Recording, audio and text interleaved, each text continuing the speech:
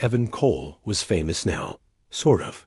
He had poured a massive chunk of his Vita upfront payout into his music studio time, ad campaigns, tours.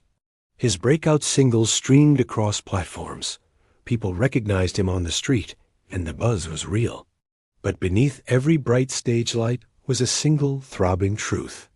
Evan didn't own any of it. Vita Corp did. He thought success would buy his freedom back. He was wrong. The math showed he still owed more than he was projected to earn, and thanks to the fine print, Vita claimed partial ownership of all intellectual property created under contract. They didn't just own his labor, they owned his voice. Evan hated his corporate job, but he still had to show up every day. He wanted to write lyrics, but found himself writing progress reports. He saw the confusion and judgment in the eyes of his fans. What was a rising star doing clocking in at a corporate desk?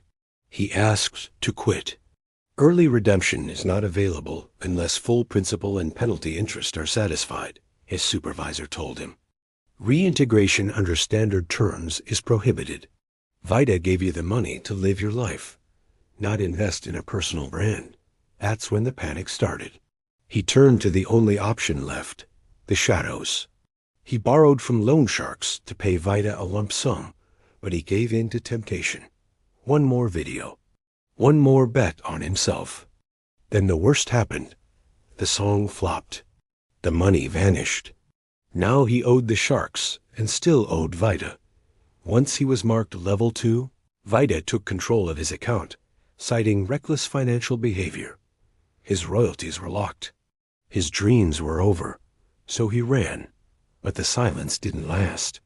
The loan sharks found him first, making their position clear in a dark alley. "You're lucky you're worth more alive than dead," one had whispered. Battered and broken, curled under a fire escape, Evan made a desperate call to his friend Kyla. "I thought I could make it, Kyla. I really did," he whispered. "I thought music would save me, but now I owe them more than ever. I'll come get you," Kyla said. Evan didn't remember being taken. One moment, he was under the fire escape. The next, cold lights, sterile walls, the smell of antiseptic.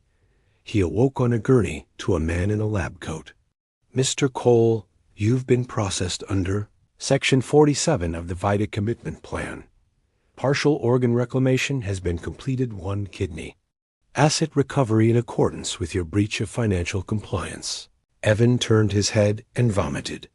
2 days later, Evan was transferred to a controlled productivity unit, a labor site subsidized by Vita. Called it the Pit.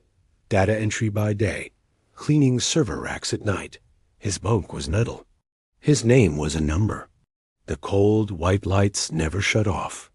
He saw others like him, hollow faces, movements stripped of meaning. He once asked a supervisor about his music. "Under Clause 18B, all associated rights, profits, and branding are retained upon default," came the reply. "I made that music," Evan said. "You signed," the man replied.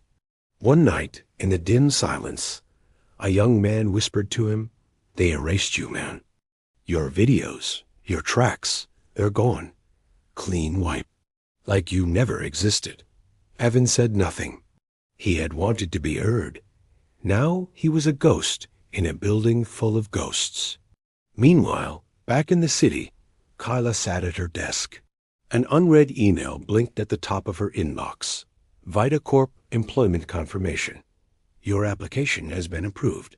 Choose your salary structure. Standard package. Future now plan."